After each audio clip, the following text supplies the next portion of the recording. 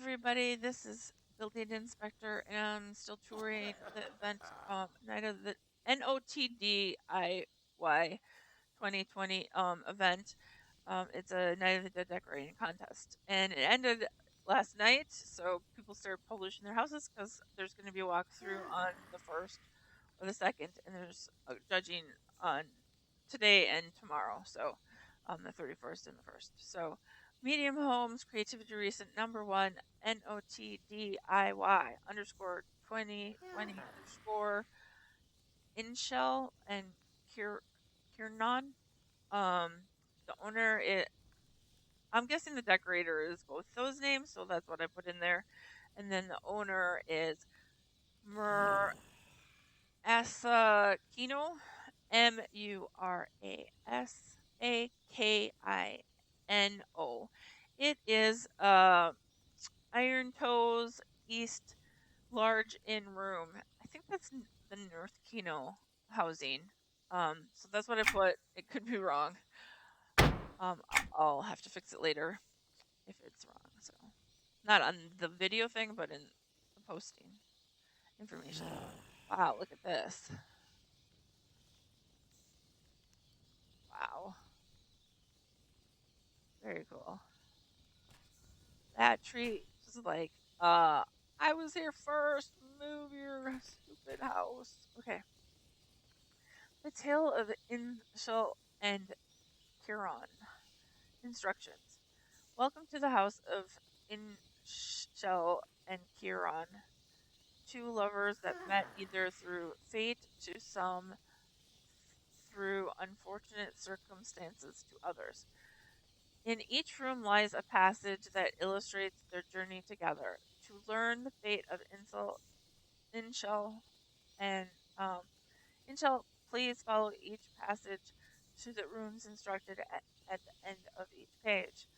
So part 1 on the cliffside before you, part 2 in Huron's manor to your right, and part 3 simply follow the passage forward. Okay. So this is a cliff. I'm guessing just part of it. Okay, so that's not what I wanted. So he's not named. I don't think he says anything. All right, here's another book. So this is part 1. Inshel and Kirnon. Part 1. Inshel stumbled to her feet on the wet sand. Turning to her left, she looked out over the ocean, holding her hand over her eyes. The last of the ship was sinking beneath the waves. She seemed to be the only survivor, or was she? Shambling footsteps, soft shuffs. She whirled around as she pulled out her shurikens. One hand whipped her baton baton, place her place into place beneath her arm. Undead were coming slowly towards her. She could easily outrun them, usually. Right now, she was exhausted from swimming to safety. She fought them off as well as she could, and many lie still at her feet. She could spy the mansion up on the cliff, high above. She called, but no one answered her cry for help. One of the ferals bit her, weakened her, carried her beyond the reach of others. She struggled, but the feral had drained her more than she realized. She was so dizzy and disorientated. That next day, few hours became a blur. The next few hours became a blur. Okay. As if from a distance she heard a voice, as if she were a newborn baby. She was filled in strong arms. She felt herself. What? Am I flying? No, this can't be. Continued in part 2.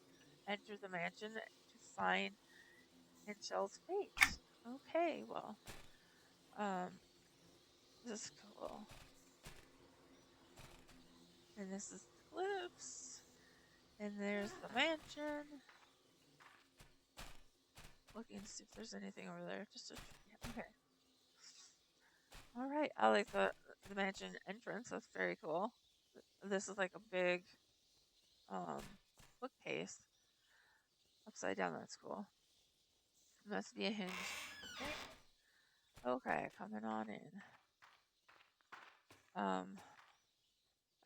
Maybe crouch for a minute. Nice vanity. That's cool. The poison part. Oh cool. One of the new books. What is this thing? Oh, upside down cauldron. Okay. What? There's that painting that I saw in someone else's house. That's cool.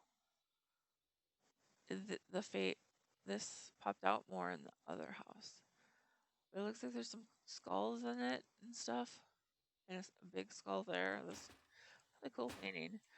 I love how you put two beds together to make one big bed.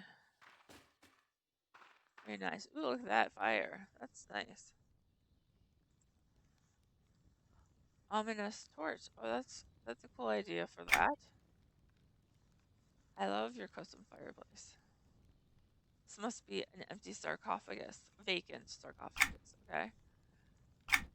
Very cool. Oh, there's another book. All right. Oh, and look at all the alchemy stuff. Let me take a drink. Inshel and Kirnon, Part 2.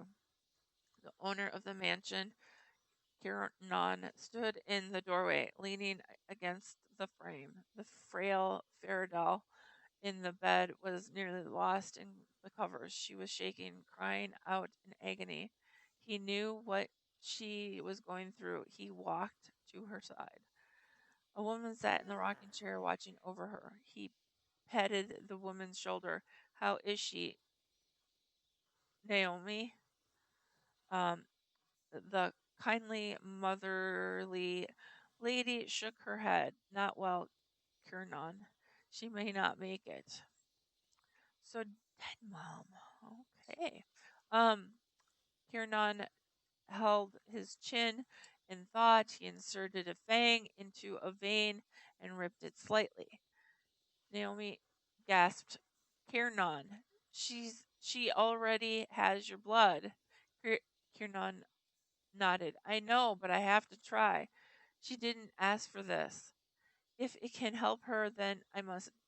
I do it. I must. Kiernan held his wrist to the young woman's mouth. He didn't know her name, might never know it. Then he grimaced as she took hold and sucked fiercely. He could feel her agony and her confusion. He remembered this happening to him not too long ago. He sat there on the bed, patiently letting her drink from him. Naomi sat there in her chair as well, protesting all the while. This isn't how it's done, Kiernan. You know that. He nodded. Perhaps, perhaps. The young woman kept drinking. The next evening, stars lit the sky, and the moon shone brightly into the bedroom Ish- Ishel was in. She stretched her arms and looked around. A fire, an armoire, a chair or two. And, um, oops.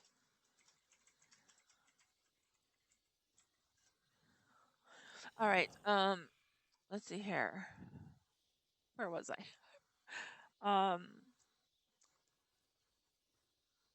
Okay.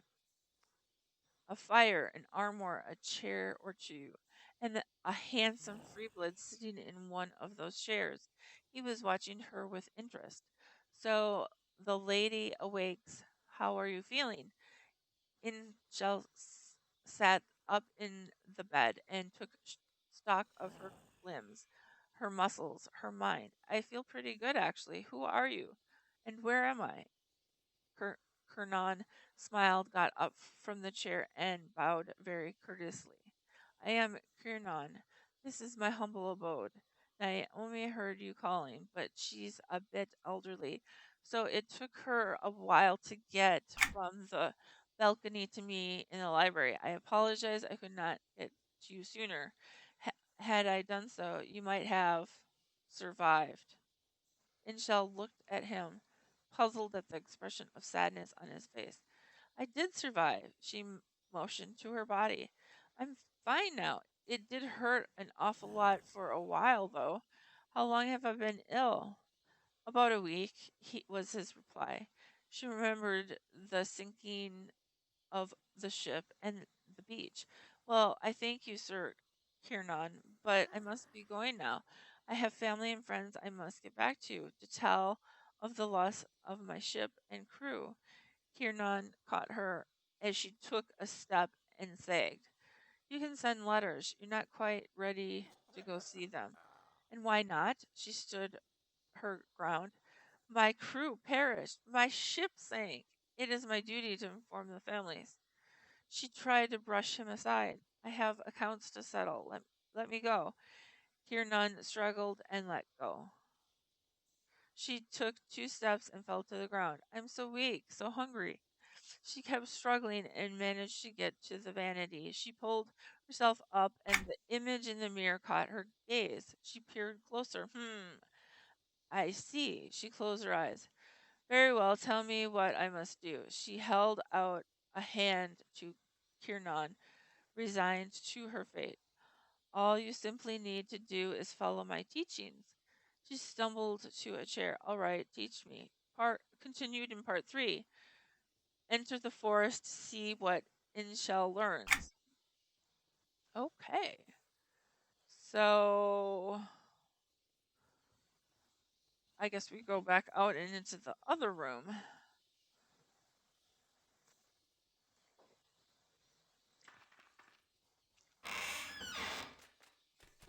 Over here. Interesting. Lots and lots of trees and leaves. Okay. And here's the part 3. 2 years have passed. Seasons have come, seasons have gone. Yet Kirnon has never left Inshel's side during her transition. After another day of training and honing her new nature, Kirnon had taken Inshel gently by the hand, leading her to a small alcove in the forests of Antonia. Though he was unaware of what force drove his hand to hers, he felt compelled. He sat down on the beach and invited her to sit with him. Inshel frowned, for this felt very much like a lecture was coming. She sat, folding her arms and settling her face in a neutral expression. A baby rust monster hopped over to gaze curiously at the 2 free bloods. Kirnon would peer down towards it, leaning forward to scratch underneath its chin with a small smile. Curious creatures, though adorable, he remarked, his smile softening as his glance towards Inshel. Just like some others that I know. Inshel's eyes opened wide in surprise. Then the corners of her mouth lifted into a smile. Her hand reached to pet the tiny baby as well. Her voice softened. Yes, I agree, they are adorable.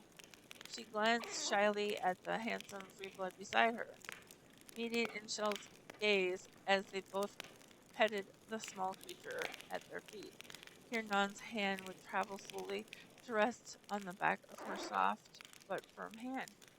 His hand gently touched hers comfortingly with a sense of pride. You've come quite a long way since your transition. Inshel said softly, I owe my survival to you. Thank you for taking the time and effort to train me. A cloud of sadness darts across her face. This sounds as if you are saying that I have learned enough and am ready to be out on my own. Is that correct? On the contrary, retorted Kirnon, taking note of that brief expression that flashed upon her delicate, yet beautiful features. There's still so much you have to learn. Small creature whimpered, so Inshel leaned over to gather it into her arms. It cuddled against her and quieted. She cradled it, rocking it back and forth gently. I think this baby has lost its mother. I think we should take it home and care for it, he went on, raising his eyebrow. A hint of surprise crosses his features. Do you? How quickly you took to calling my home your home as well now, he retorted, not out of any desire to have her leave, but out of just. On the contrary, he was elated that she had referred to his home as hers now. Inshel lifted the baby up carefully, supporting its feet and stomach with her hand. She nuzzled it and cooed. Little Roosty, do you want to come home with us? We'll take great care of you, I promise. Kirnon could only gaze towards Inshel in gentle wonder, a smile softly pressing his lips. Now staring towards the tops of the trees, counting falling leaves as they danced to the piles resting at the bases of their trunks. He just smiled softly, shaking his head. Immortality, he pondered to himself, may not be so bad after all, then. Alright, well, very nice story and everything. Very nice job on the decorating. Good luck, and I will see everyone in the next video.